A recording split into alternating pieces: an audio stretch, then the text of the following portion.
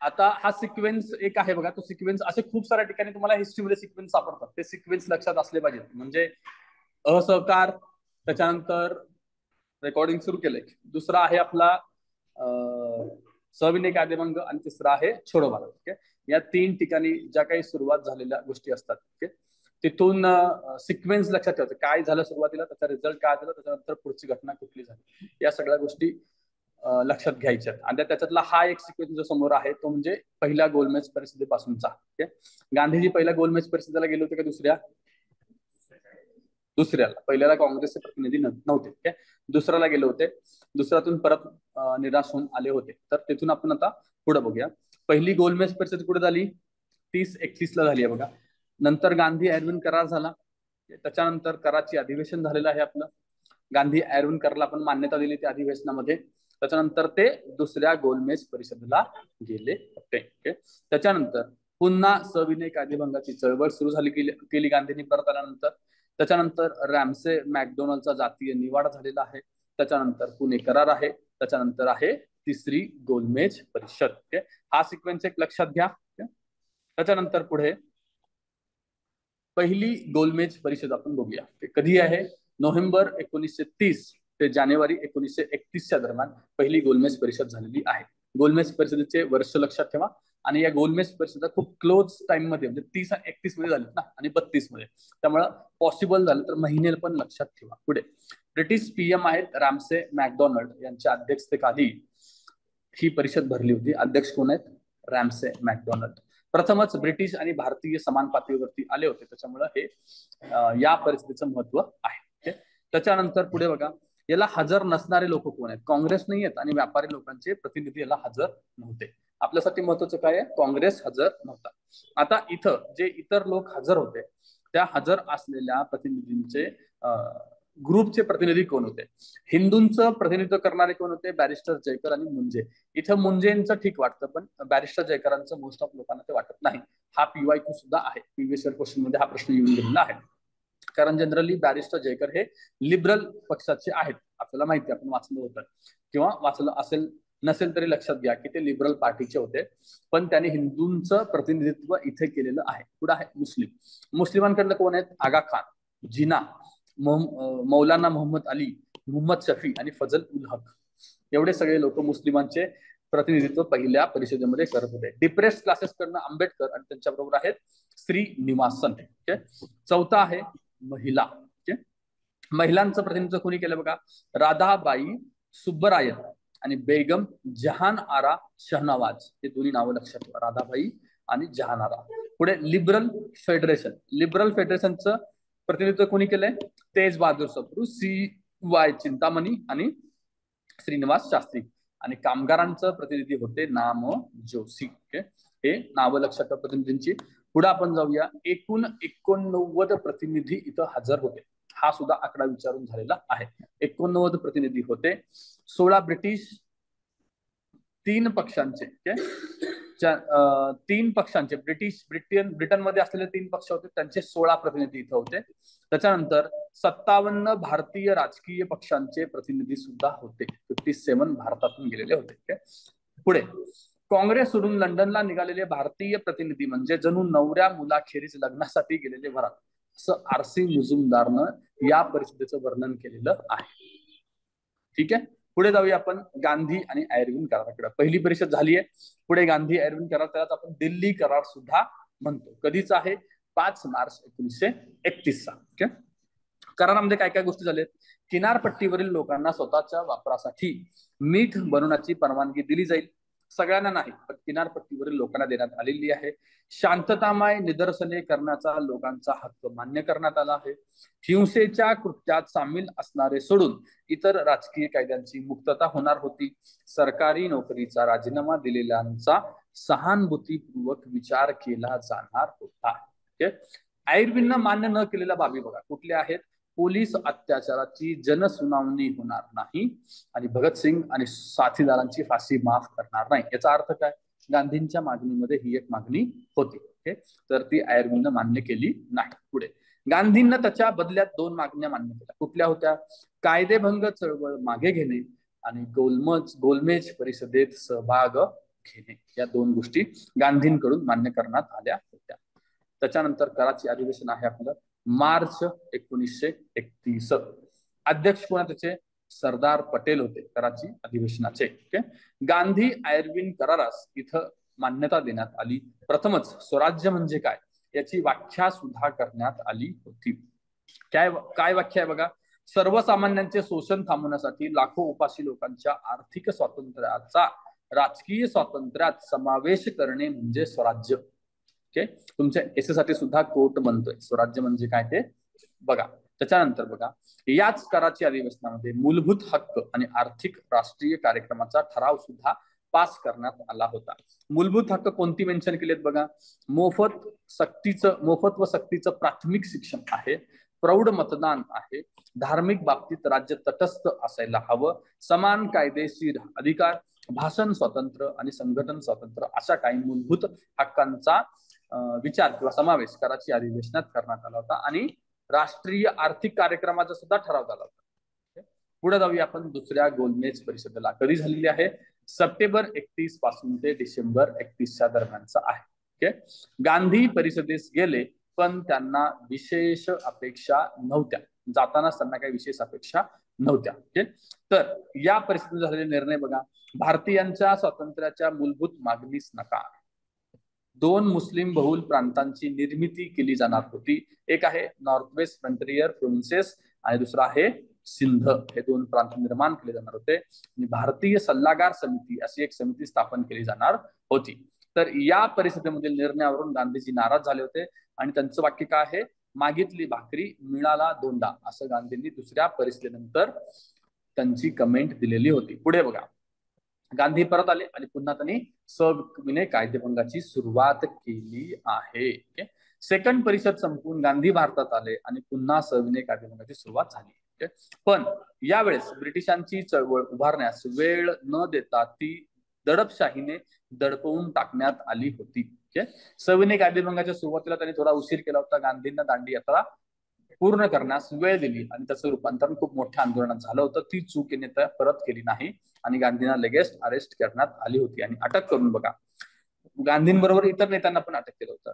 UP मध्ये जवाहरलाल नेहरूंना अटक झाली. नॉर्थ वेस्ट फ्रंटियर प्रोव्हिन्सेस मध्ये सरहद गांधींना अटक करण्यात आली होती.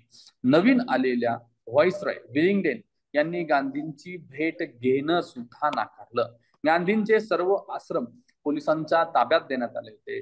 मार्शल लॉ अंमलात आणून अनेक वटहुकूम काढण्यात आले होते. म्हणजे चळवळ सुरू करण्याआधीच ती दाबून टाकण्यात आली आहे. त्यानंतर म्हणजे सविनय चळवळ सुरूच नाही झाली एकंदरीत दुसऱ्यांदा. त्यावेळेस गांधीजींचे विचार काय आहेत बघा? माझी भावना निराशेची नाही, मी असह्य नाही. या राष्ट्राच्या अंगभूत ऊर्जेची कदाचित कोणाला जाणीव नसली तरी मला आहे. पुढे 1934 मध्ये झालेल्या 5व्या निवडणुकीत काँग्रेस प्रथमच सहभागी झाला. 1934 मध्ये काँग्रेस प्रथम सहभागी झालाय. सुरुवातीला स्वराज्य पक्ष होता, ते काँग्रेस नव्हतं. आता काँग्रेस सहभागी झालाय. 42 सीटच्या ठिकाणी ते निवडून आले होते आणि सभागृहाचे काँग्रेसचे नेते तेव्हा कोण होते? भुलाभाई देसाई. त्याच्यानंतरचा मुद्दा आहे आपला रामसे मॅकडॉनल्डचा जातीय निवड. कधीच आहे? ऑगस्ट 1932. लक्षात घ्या. मुस्लिम, शीख, अँग्लो इंडियन्स, युरोपियन, जमीनदार, कामगार, दलित, मागासवर्ग, भारतीय ख्रिश्चन, उद्योगपती यांना अल्पसंख्याकांचा दर्जा देऊन स्वतंत्र मतदारसंघ दिले. सगळ्यांची लिस्ट लक्षात ठेवा. मुस्लिम आहेत, शीख आहेत, अँग्लो इंडियन, युरोपियन, जमीनदार, कामगार आणि दलित पण आहेत, मागासवर्गीय, भारतीय ख्रिश्चन सुद्धा आणि उद्योगपती सुद्धा आहेत. ओके, पुढे त्याच्यानंतर आहे आपला पुणे करार. पुणे करार कधीचा आहे? सप्टेंबर 1932चा पुणे करार आहे. जातीय निवाड्यात दलितांना स्वतंत्र मतदारसंघ दिल्यानंतर ते रद्द करून राखीव मतदारसंघ यासाठी गांधींनी 20 सप्टेंबर 1932 पासून प्राणांकित उपोषण सुरू केले. काय मुद्दा होता? स्वतंत्र मतदारसंघाऐवजी राखीव मतदारसंघ द्यायचे होते. ओके, दोन्हीचा डिफरन्स काय होता? स्वतंत्र मतदारसंघात काय होणार होतं? निवडणुकीला उभा राहणारा आणि मतदान करणारे सुद्धा एकाच पर्टिक्युलर समाजाचे असणार होते. यामुळे काय झालं होतं? राष्ट्रीय चळवळी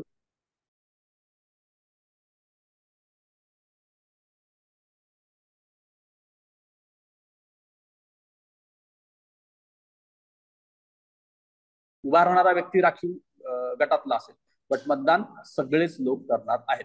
तर त्याच्याऐवजी राखीव असावं याच्यासाठी गांधीजींनी एरवड्यामधून उपोषण केलं होतं. कधी? 20 सप्टेंबर 1932. सर चिमलालाल सेटलवाड, सप्रू, जयकर, मुंजे, MC राजा यांनी गांधी आणि आंबेडकर यांच्यात मध्यस्थी केली होती. 24 सप्टेंबर 32 रोजी आंबेडकर एरवडात जाऊन गांधींची भेट घेतात आणि तिथे पुणे करार झालेला आहे 24 सप्टेंबरला. करारावरती खालील लोकांनी सह्या केल्या होत्या. कोण कोण आहेत बघा? आंबेडकर स्वतः, मदन मोहन मालवीय, आनंद सप्रू बॅरिस्टर जयकर, बिर्ला, राजाजी, राजभोज, गवई, ठक्कर आणि देवदास गांधी. इतर देवदास गांधींचे एक नाव लक्षात ठेवा, ते एक सरप्राइजिंग नाव आहे. इतक्या सगळ्यांनी त्याच्यावरती सही केली होती. कराराच्या तरतुदी काय आहेत बघा? दलितांसाठी स्वतंत्र मतदारसंघाऐवजी काय द्यायचं? राखीव मतदारसंघ. केंद्रीय कायदेमंडळामध्ये 18% सीट्स राखीव ठेवल्या जाणार होत्या. प्रांतिक कायदेमंडळामध्ये संख्या 71 वरून 148 पर्यंत वाढवण्यात आली होती. खूप जास्त डेव्हलप फॅक्च्युअल विचारायचं झालं तर हे विचारू शकतात. तर पुढे आपण जाऊया. तिसरी गोलमेज परिषद. आपली तिसरी गोलमेज परिषद आहे नोव्हेंबर-डिसेंबर 1933च्या दरम्यान. याच्यावरती काँग्रेसचा बहिष्कार होता. फक्त काँग्रेस एकाच परिषदेला आहे, आपल्याला माहिती आहे. केवळ 46 प्रतिनिधी इथे उपस्थित होते. दुसऱ्याला किती होते? पहिल्याला किती होते? 89. तिसऱ्याला 46 होते, एक लक्षात ठेवा. याच्यामध्ये हिंदू महासभा जिना यांना बोलवण्यात आले नव्हते. दोघांना निमंत्रण नाही, हे दोन लक्षात घ्या. उपस्थितांमध्ये कोण कोण होते? आगा खान, आंबेडकर, तेज बहादूर सप्रू, बेगम जहारा आणि केरकर. बेगम जहारा पहिल्या अधिवेशनामध्ये कुणाचं प्रतिनिधित्व करायच्या? कुणाचं? महिलांचं. आणि तेज बहादूर सप्रू होते का? लिबरलचं. आणि आंबेडकर, आगा खान होते का पहिल्या परिषदेला? जिना होते का? ओके. तर पुढे बघा. पहिल्या 2 परिषदेत स्थापित समित्यांचे अहवाल विचारात घेण्यात आले. तिसऱ्या वेळेस काय झालं? पहिल्या 2 परिषदेत काही समित्या स्थापन केल्या, त्यांचे रिपोर्ट लक्षात घेण्यात आले होते. आणि या परिषदेनंतर काय आलं? White paper. पण काय सुधारणा करणार होतं? एक व्हाईट पेपर नंतर 32 मध्ये पब्लिश करण्यात आला होता.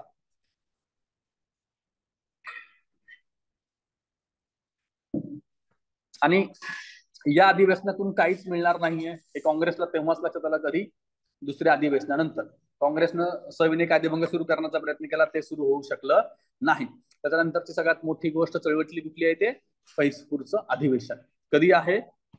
डिसेंबर 37 अधिवेशन आहे. कितवं होतं? 50वं, म्हणून सुद्धा महत्वाचं आहे. येवला तालुका जळगाव या ठिकाणी ते झालंय. ग्रामीण भागातले यावल, लक्षात ठेवा, यावल तालुका जळगाव ग्रामीण भागातलं पहिलं होतं. 37, 50वं ग्रामीण भागातलं पहिलं. अध्यक्ष कोण होते? पंडित नेहरू. स्वागत समितीमध्ये अध्यक्ष होते शंकरराव देव आणि सचिव होते धनाजी चौधरी. हे 2 नावं लक्षात घ्या. ठराव काय काय पास झाले? शेतकऱ्यांच्या कल्याणासाठी सरकारने पावले उचलावी अशी मागणी करणारा एक ठराव पास झाला. पुढील निवडणुकीत काँग्रेसने भाग घेणे व सत्तेत भागीदारी मिळवणे, हा सुद्धा ठराव इथेच पास झाला आहे. पुढे या अधिवेशनाबरोबरच अखिल भारतीय किसान सभेचे दुसरे अधिवेशन झालं. पहिलं कुठं झालं होतं? लखनौ. तर काँग्रेस बरोबर ते अधिवेशन घेत होते.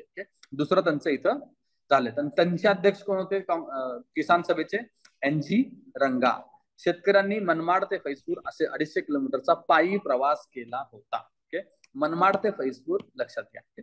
याच अधिवेशनात MN रॉय यांचे पहिले काँग्रेस पक्षात स्वागत करण्यात आले होते. MN रॉय काँग्रेसशी संबंधित आहेत काही काळासाठी का असेना, पण ते होते. कारण साम्यवादाशी ते निराश झाले होते त्यांच्या विचाराशी, त्यामध्ये काँग्रेसशी जवळ आले होते, हे पण लक्षात घ्या. पुढे याच्यानंतरचा महत्वाचा सत्याग्रह किंवा चळवळती आहे वैयक्तिक सत्याग्रह. वैयक्तिक सत्याग्रह का केला होता? एक गॅप दिसला नाही पाहिजे. जी ऊर्जा जनतेमध्ये आहे ती ऊर्जा आहे, टिकून आहे किंवा टिकून ठेवता आली पाहिजे, हे दाखवण्याचा उद्देश होता. कारण सविनय कायदेभंग होऊन खूप दिवस झालेले सुद्धा होते, तर ते दाखवण्यासाठी सुद्धा आपण वैयक्तिक सत्याग्रहाला सुरुवात केलेली होती.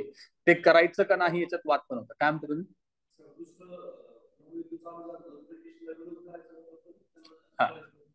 ती मुवमेंट त्यांना सापडत नव्हती, गांधीजी तयार नव्हते, एवढा मोठ्या प्रमाणात त्यांना सपोर्ट मिळेल का त्याच्याबद्दलचा थोडासा डाऊट सुद्धा होता. मग त्याला उत्तर म्हणून त्यांनी ही चळवळ सुरू केलेली आहे, कारण चळवळ जिवंत ठेवणं गरजेचं होतं. ओके, दिल्ली चलो असं या चळवळीचं नाव सुद्धा आहे. का तर तिथं कसं होतं की एक एक सत्याग्रही निवडायचा, त्याने भाषण द्यायचं आणि युद्ध कसं योग्य नाही हे सांगायचं, आणि हे सांगायच्या आधी तिथल्या कलेक्टरला किंवा त्या अधिकाऱ्याला सांगायचे की आम्ही करतोय, मग ते कायदा मोडल्यासारखं होतं, त्यांना अरेस्ट होणारच होतं. ओके, मग असे अरेस्ट व्हायचं आणि मग दुसरा व्यक्ती पुढच्या गावात आंदोलन करायचं, असं करत करत करत ते दिल्लीकडे जायचं होतं. ओके, तर हे त्यामुळे त्याला काय म्हणायचं, चले जाओ आंदोलन किंवा चले जाओ सॉरी दिल्ली चलो असं चळवळ सुद्धा म्हटलं जातं. कधीच आहे, 1940 ला सुरू झालं होतं. ओके, दुसरे महायुद्ध सुरू झाल्यानंतर व्हाईसरॉय लॉर्ड लिनलिथगो भारतीयांची कोणतीही चर्चा न करता भारत देखील जर्मनी विरुद्ध लढत आहे अशी घोषणा त्यांनी केली होती.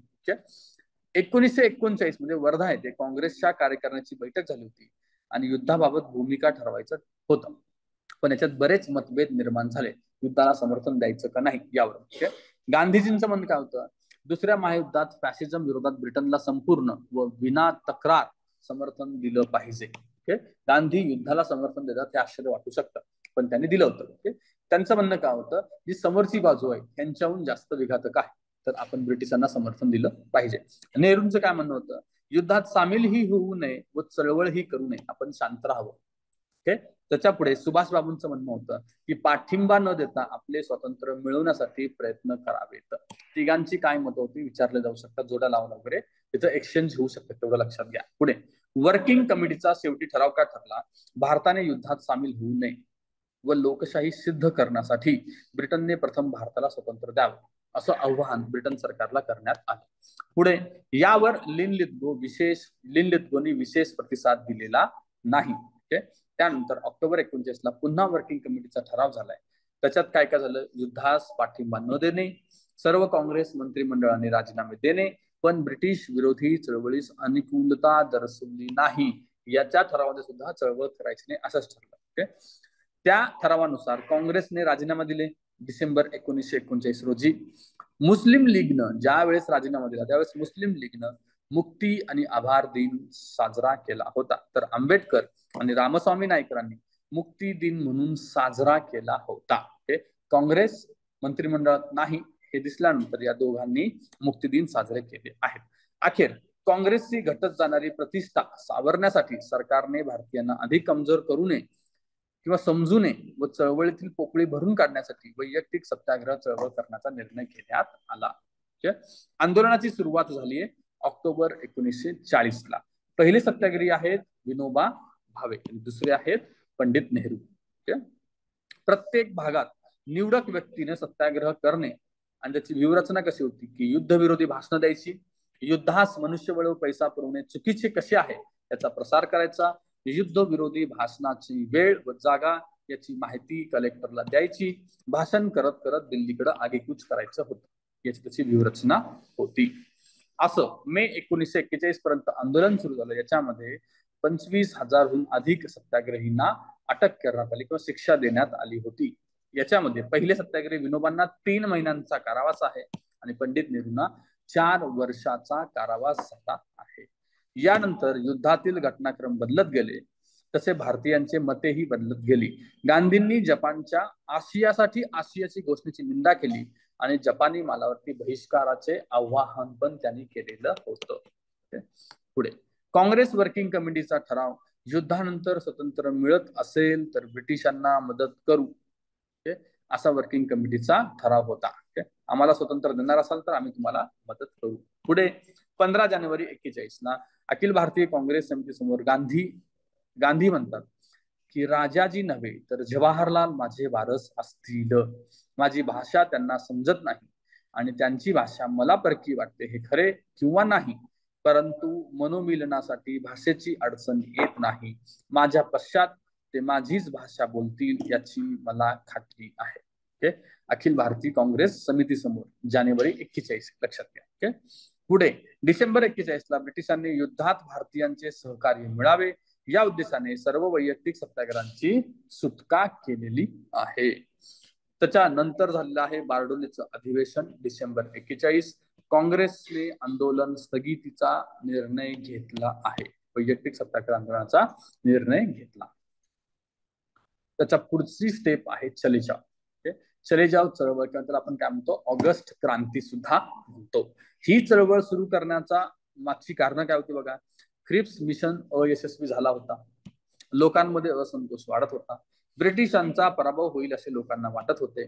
ज्या प्रकारे ब्रिटिशांनी मलया आणि ब्रह्मदेशातून माघार घेतली त्यावरून लोक अधिकच नाराज झाले होते. भारतीय सैन्यांना किंवा भारतीय लोकांना असंच वाऱ्यावरती सोडून ब्रिटिशांनी माघार घेतली होती किंवा आपल्या भारतातल्या काही प्रदेशाचे भाग अपोजिट टीमच्या ताब्यात गेल्यानंतर सुद्धा ब्रिटिशांनी सुरुवातीला फक्त युरोपियनचीच काळजी घेतली होती. भारतीय जनसामान्यांना किंवा सैनिकांना असंच वाऱ्यावरती सोडलेलं होतं.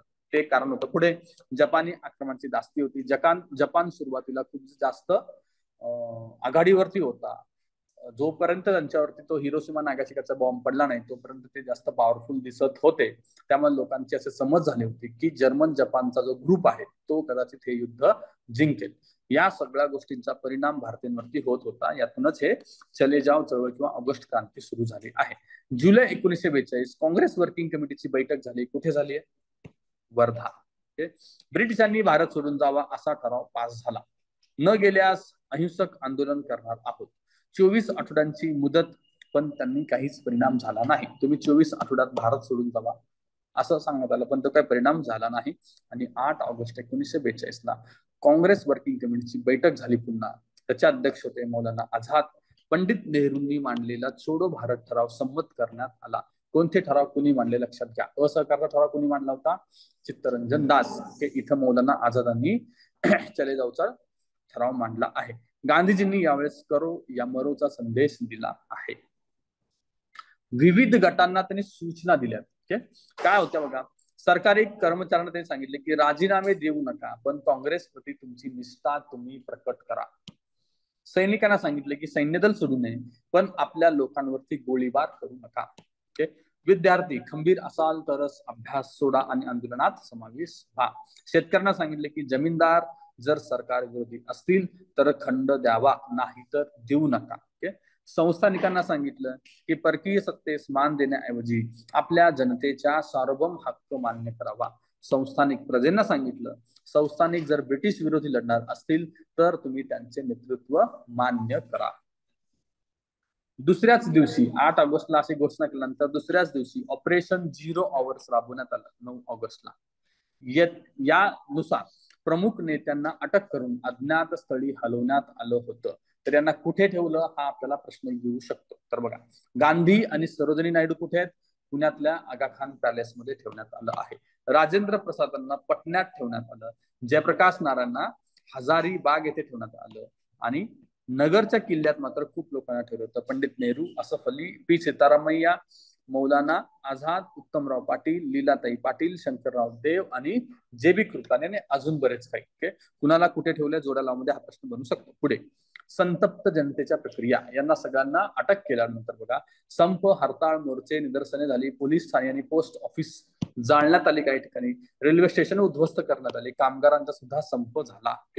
हे मुद्दे काय आहेत की समाविष्ट कोण होतं आणि कशा प्रकारचं आंदोलन झालं होतं हे लक्षात घेण्यासाठी. पुढे भूमिगत आंदोलन पण सुरू झालं होतं.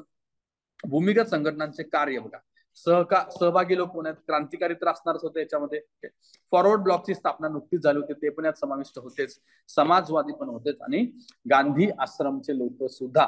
आपल्याला भूमिगत संघटनेबद्दल वाटू शकत नाही, कारण भूमिगत संघटना थोडीशी हिंसक होती. रेल्वे रूळ, पोस्टच्या तारा हे सगळं उद्ध्वस्त करून टाकणं होतं. त्याच्यामध्ये गांधी आश्रमचे लोक समाविष्ट असेल असं वाटत नाही, पण ते सुद्धा समाविष्ट होते. पुढे जाऊया आपण जेपी आणि रामानंद मिश्रा यांच्या दोघांबद्दल. जेपी जयप्रकाश नारायण हजारीबाग जेलमधून निष्ठून नेपाळहून भूमिगत आंदोलन चालवले होते. हे दोघांना हजारीबाग इथे ठेवलं होतं, तिथून ते पळून गेले आणि भूमिगत आंदोलनाचं नेतृत्व करत होते. तर असं विचारतील हजारीबाग मधून कोण निसटलं, तर या दोघांची नावं माहिती असली पाहिजेत. पुढे या काळात काही प्रतिसरकार स्थापन झाली होती. ते प्रतिसरकार कुठे स्थापन झालेत बघा. बलिया, उत्तर प्रदेशच्या बलियामध्ये स्थापन झालं होतं एक. दुसरं बंगालमधल्या तामलुक येथे, मिदनापूर बंगाल येथे, आणि महाराष्ट्रामध्ये साताराला स्थापन झालं आहे. कुठल्या ठिकाणी प्रतिसरकार स्थापन झालं असा प्रश्न येऊ शकतो. बलियाचं नेतृत्व कोणी केलं होतं? चित्तू पांडे. तामलुकचं कोण आहेत? सतीश चंद्र सामंत. आणि साताराचं आहे नानासिंह पाटील यांनी केलेलं आहे. तर तामलुकच्या बाबतीत बघा 42 ते 44 ऑलमोस्ट 2 वर्ष त्यांनी प्रति सरकार चालवलेलं होतं आणि त्याची सशस्त्र सेना होती, त्याचं नाव होतं विद्युत दाहिनी. विद्युत दाहिनी लक्षात ठेवा. विद्युत दाहिनी ही कुठल्या प्रति सरकारची सशस्त्र सेना होती? तामलुक लक्षात ठेवायचं. आपला पुढचा मुद्दा आहे प्रति सरकार बद्दलचा, ते बघूया. 1943 ते 53च्या दरम्यान 43 ते 45च्या दरम्यान ही प्रति सरकार होती. साताऱ्यातील आपलं जे साताऱ्यातलं प्रति सरकार, त्याला काय पत्री सरकार सुद्धा म्हटलं जायचं. साताऱ्यातील 150 गावांमध्ये हे प्रति सरकार होते. नानांचे सहकारी बघा, नानांबरोबर नानासिंह पाटलांबरोबर या प्रति सरकारमध्ये कोण कोण होते? यशवंतराव चव्हाण, दिनकरराव निकम, तानाजी पेंढारकर, D.G. देशपांडे. याच्याहून आज अनेक काही लोक असतील. यशवंतराव चव्हाण आपल्याला माहिती असले पाहिजे. महिलांमध्ये कोण आहेत? लीलाताई पाटील, विनियाताई लाड, लक्ष्मीबाई नायकवाडी आणि राजूताई पाटील. आता यांचे दल बघूया. आझाद दल नावाचा सशस्त्र दल होता. आणि यांचे लीडर होते नागनाथ अण्णा नायकवाडी. एक फॅक्च्युअल डेटा लक्षात ठेवा. पुढे तुफान सेना नावाची एक दल होता. त्याचं काम काय होतं बघा? कर गोळा करणे, कायदा व सुव्यवस्था आणि गुन्हेगारांना शासन देणं हे तुफान सेनेचं काम होतं. आणि याचे लीडर होते बापू लाड, त्यांनाच D.G. लाड सुद्धा म्हटलं जायचं. या दोन सेना लक्षात ठेवायच्या आहेत तुम्हाला. त्याच्या पुढे आपण बघूया 1942च्या आंदोलनात महाराष्ट्र कसा सहभागी झाला होता. तर मुंबई पहिल्यांदा. मुंबई मधून कुठले नेते होते सहभागी बघा? अरुणा असफ अली. हे सगळे भूमिगत चळवळीचे नेते होते, तुम्हाला माहिती आहे. अरुणा असफ अली, अच्युतराव पटवर्धन, राम मनोहर लोहिया, S.M. जोशी, P.C. जोशी आपण साम्यवाद्यामध्ये बघितलं होतं. हे S.M. जोशी, साने गुरुजी, ना ग गोरे आणि शिरूभाई लिमहे हे मुंबईतून काम करणारे नेते होते. यावेळेस एक सेंट्रल डायरेक्टोरेट नावाची संस्था होती. ती काय होती? भूमिगतांची मध्यवर्ती संस्था म्हणून काम करत होती. Central directorate. क्रांतिकारकांना बुलेटिन, शस्त्रे, दारुगोळा पुरवला जात असं होतं. पुढे बघा सिक्रेट रेडिओ स्टेशन काही ठिकाणी स्थापन झाली होती. त्याचे नेते कोण आहेत? उषा मेहता, चंद्रकांत बाबू आणि विठ्ठलदास झवेरी. हा PYQ आहे. आता या सिक्रेट रेडिओवरून राम मनोहर लोहिया त्यांची भाषणे ऐकवली जात असं होतं. आणि या रेडिओसाठी मदत करणारे कोण आहेत? नानक मोटवानी. शिकागो रेडिओ आणि टेलिकॉम कंपनीचे ते मालक होते. नानक मोटवानी. ओके. तर आता पुढे बघूया आपण रायगड. रायगडमध्ये महाडला जे आंदोलन झालं त्याचं नेतृत्व करणारे कोण कोण आहेत? नाना पुरोहित आणि मोहन धारिया. पुढे आहे नेरळ, कर्जत, माथेरान. इथं भाई कोतवाल. हा प्रश्न येऊन गेलाय. भाई कोतवालांचा आझाद दस्ता नावाची एक त्यांनी सशस्त्र संघटना, शेतकऱ्यांची सेना स्थापन केली होती. आझाद दस्ता. वरती आपण याच्यामध्ये बघितलं आझाद दल होतं प्रति सरकारमध्ये, आझाद दल आणि तुफानी सेना होतं. इथं काय आहे? आझाद दस्ता आहे भाई कोतवाल. खोपोलीतून मुंबईला जाणारा वीज पुरवठा या आझाद दस्त्यानं खंडित केला होता. भाई कोतवाल व गोमाजी पाटील यांच्यावरती 5,000चा इनाम सरकारनं लावला होता. तर आझाद दस्त्याचे संबंधित व्यक्ती गोमाजी पाटील एक ऍड झाले. भाई कोतवाल, गोमाजी पाटील. पुढे पुण्यातून याचं नेतृत्व कुणी केले? चले जाऊचं बघा. केशवराव देजे, धनंजय गाडगीळ आणि शंकरराव देव यांना अटक केल्यानंतर झालेल्या निदर्शनात गोळीबारात 7 लोकांचा मृत्यू झाला होता. बॉम्बेमध्ये एक बॉम्ब ब्लास्ट सुद्धा झाला होता. वेस्ट एंड अँड कॅपिटल चित्रपटगृह, 2 चित्रपटगृह आहेत. एक आहे वेस्ट एंड आणि दुसरा आहे कॅपिटल. या ठिकाणी बॉम्ब ब्लास्ट झाले होते. पुढे खानदेश. खानदेशात बघा साने गुरुजींच्या सल्ल्याने अंमळनेर नाव लक्षात ठेवा. अंमळनेर. कुणी आंदोलन केले? उत्तमराव पाटील आणि लीलाताई पाटील. उत्तमरावचे बंधू शिवाजी दशरथ पाटील हे सुद्धा समाविष्ट होते. उत्तमराव आणि लीलाताई, अंमळनेर हे लक्षात ठेवा. लीलाताई व दशरथ पाटील यांना 1 वर्षाची शिक्षा झाली होती. आता पुढे खानदेशातीलच धुळ्यातलं चिमठाणे बघा. धुळ्याहून नंदुरबारकडे जाणारा 5.5 लाखाचा सरकारी खजिना चिमठाणे येथे लुटला. चिमठाणे येथे कधी लुटला असा प्रश्न विचारला जाईल. असहकार सविनय चलेजाव मध्ये लुटला हे आपल्याला माहिती असलं पाहिजे. आणि चिमठाणे कुठं आहे हे विचारलं तर माहिती असलं पाहिजे. धुळ्यामध्ये आहे. ओके. G.D. लाडच्या नेतृत्वात प्रति सरकारच्या क्रांतिकारकांनी लुटला होता. G.D. लाड कुठल्या संघटनेचं नेतृत्व करत होते? प्रति सरकार मधल्या तुफानी सेना. तुफानी सेनेचं नेतृत्व त्यांच्याकडे होतं. आणि लुटणाऱ्यांमध्ये कोण कोण होते बघा, लीलाताई पाटील होत्या, उत्तमराव पाटील आणि नागनाथ अण्णा. नागनाथ अण्णा कोणाचं लिडरशिप करत होते, आझाद सेनेचे. पुढे भुसावळला रेल्वे उलथून टाकण्यात आली होती, त्याचं लिडरशिप कोणी केलंय, अब्दुल रजवा. नंदुरबारला शाळेतील विद्यार्थ्यांवरती झेंडा मिरवणुकीत गोळीबार करण्यात आला होता. तिरंगा झेंडा फडकत असताना काही लोकांवरती, काही मुलांवरती पोलिसांनी गोळीबार केला. त्याच्यात शहीद होणारे बघा, शिशिर कुमार मेहता, धनसुख लाल, शशीधर, घनश्याम लालदास या लहान मुलांचा सुद्धा मृत्यू झाला आहे. पुढे आपण बघूया विदर्भ. विदर्भात आहे हिंदुस्थान लाल सेना.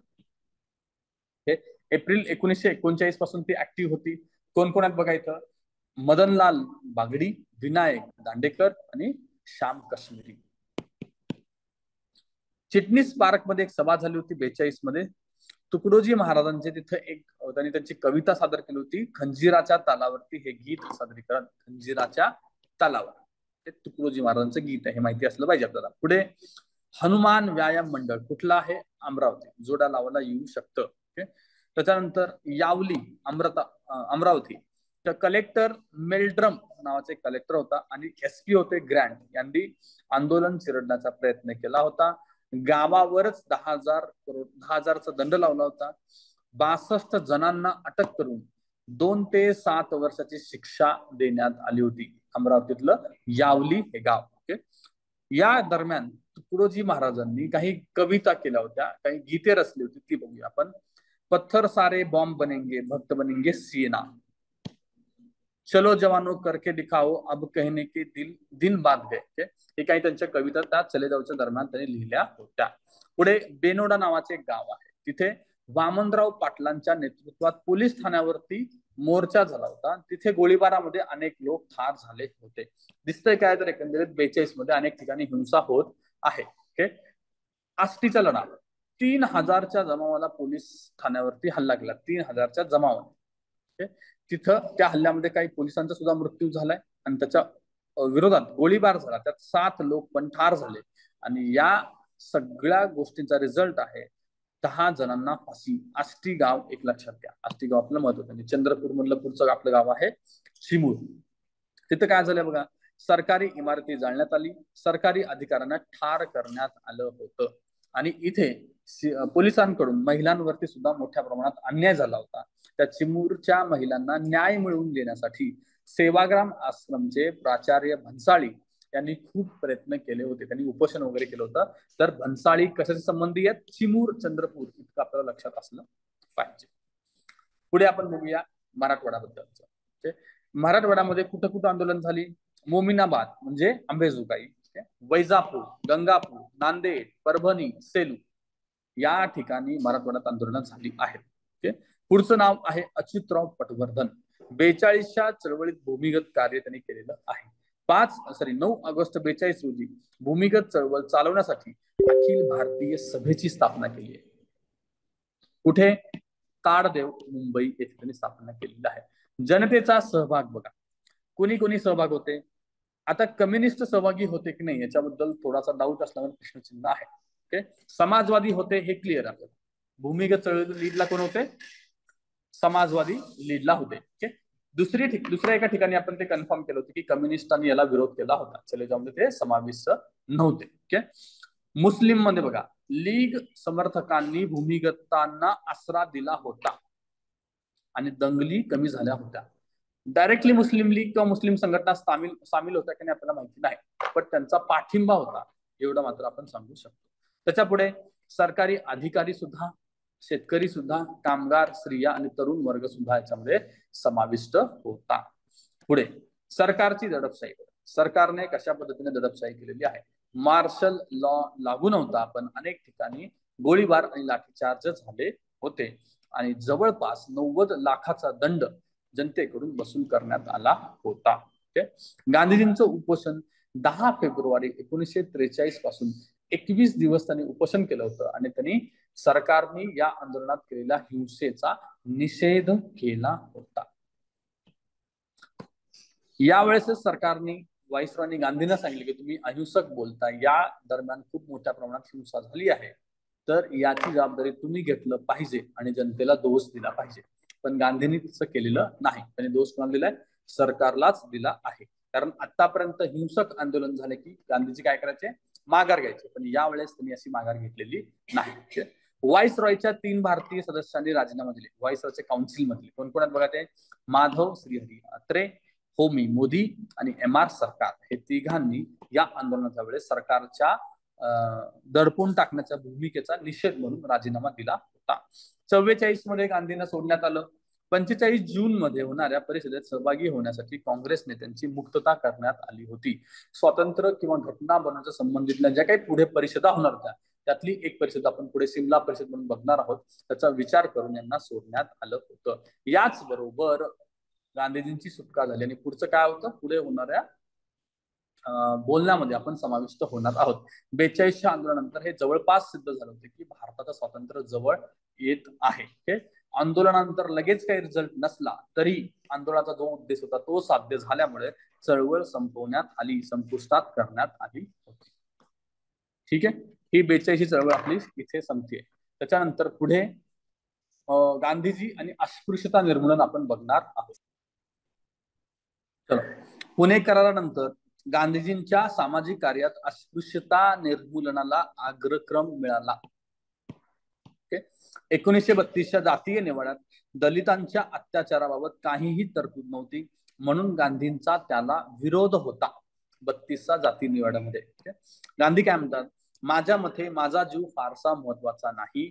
या उदात्त कार्यासाठी 100 जणांनी हौतात्म्य पत्करावे लागले तरी सवर्ण हिंदूंनी आपल्या धर्मातील असहाय्य स्त्री पुरुषांवरती केलेल्या अत्याचाराचे परिमार्जन होणार नाही.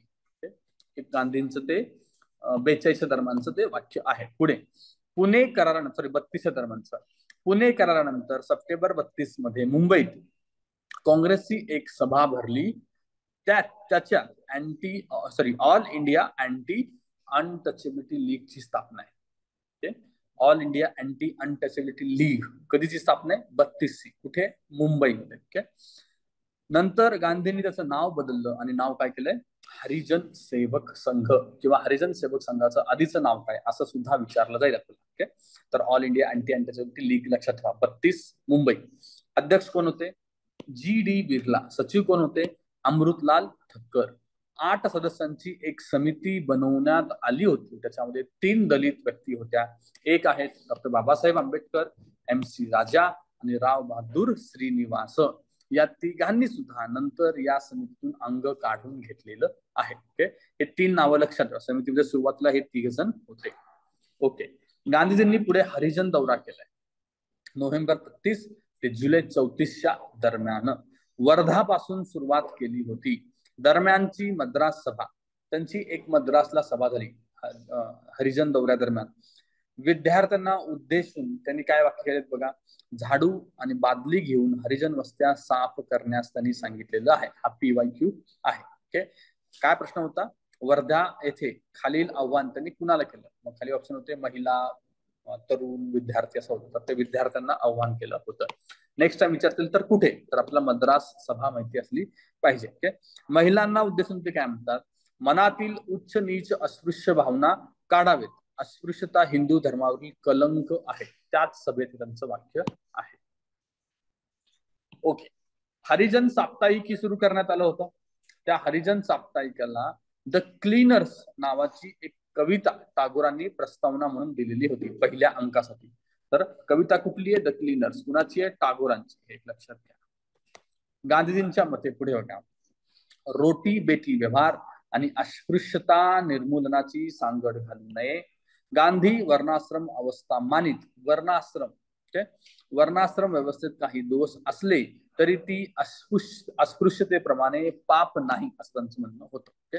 सवर्णांना म्हणतात आपल्याला हिंदू धर्म जगवायचा असेल तर आपल्याला अस्पृश्यता संपवावीच लागेल असं त्यांनी आव्हान केलेलं होतं. ते म्हणतात की वर्ण व्यवस्था आणि जात व्यवस्था याच्यामध्ये काही रिलेशन नाही असं गांधींचं मत होतं. डॉक्टर आंबेडकरांच्या अस्पृश्यतेबाबतचा दृष्टिकोन आता आपण बघूया. बघा, गुलामगिरीची प्रथा ही अस्पृश्यतेच्या तुलनेने चांगली आहे, कारण गुलामांना आपल्या व्यक्तिमत्वाचा विकास करण्याची संधी मिळते, अस्पृश्यांना मिळत नाही. अस्पृश्यता हे जाती व्यवस्थेचे फळ आहे. जोपर्यंत जात नष्ट होत नाही तोपर्यंत अस्पृश्यता टिकणार. अस्पृश्यतेवरील त्यांचं ग्रंथ कोणता आहे बघा, the untouchable, who are they and Y they become untouchable. अस्पृश्य हे मूळचे वाताहत झालेले लोक आहेत असं त्यांचं मत, आणि या पुस्तकात 1948 ला पब्लिश झालेल्या पुस्तकात म्हटलं आहे. पुढे आहेत स्टॅनले राईस. यांच्या उत्पत्तीचा वंशभेदावरती आधारित व व्यवसायावर आधारित सिद्धांत त्यांनी अमान्य केला होता आणि त्याचं त्यांनी खंडन केलं होतं. स्टॅनले राईसचं जे मत आहे त्याला त्यांनी विरोध केला होता. पुढे ते काय म्हणतात, पूर्वी गोमांस भक्षण ब्राह्मणही करत, नंतर बौद्ध धर्माने पशुहत्येस तीव्र विरोध केला. बौद्ध धर्माची कवाडे सर्वांसाठी एक समान पद्धतीने खुली होती. अस्पृश्यांनी बौद्ध धर्म स्वीकारला. बुद्ध धर्माचा प्रभाव कमी करण्यासाठी ब्राह्मणांनी मांस खाणे बंद केले, पण वाताहत झालेले लोक खात होते, यावरून त्यांना अस्पृश्य ठरवण्यात आले. अस्पृश्य कोण आहे याचा अभ्यास करताना, त्यांचं मत मांडताना हे त्यांचं निष्कर्ष आहे. ओके, पुढे आहे आपली युनियनिस्ट पार्टी. फाळणी आधी पंजाबमध्ये सत्तेवर आलेला तो एक पक्ष आहे, हे आपण पाहिलंय. युनियनिस्ट पार्टी फाळणीच्या आधी पंजाबमध्ये सत्तेवर आलेला पक्ष आहे. त्यांचे नेतृत्व कोण करायचं हे लक्षात घ्या. सिकंदर हयात खान आणि ब्रिज खान हे दोन नावं माहिती असते पाहिजे. जमीनदारांच्या हितरक्षणासाठी स्थापित झालेला पक्ष आहे. हे सरप्राइझिंग. जमीनदार असतात मोजके, हातावर मोजणारे, त्यांचं रक्षण करणारी पक्ष सत्तेवरती येतो, की त्यामुळे हे लक्षात ठेवायचं आहे की सिकंदर हयात खान आणि ब्रिज खान. पुढे आहे कृषक प्रजा पार्टी. बंगालमधील शेतकरी आणि कष्टकऱ्यांचे नेतृत्व करणारा तो पक्ष होता. नेतृत्व कोणाचं आहे? फजलुल हक. दोन्ही वरती प्रश्न येऊन झालेले आहेत. एक आहे जमीनदारांची आणि दुसरी आहे शेतकऱ्यांची. त्यांचे नेतृत्व लक्षात घ्या. ओके, त्यानंतर आपण आदिवासी सुधारणा चळवळीकडे जातो.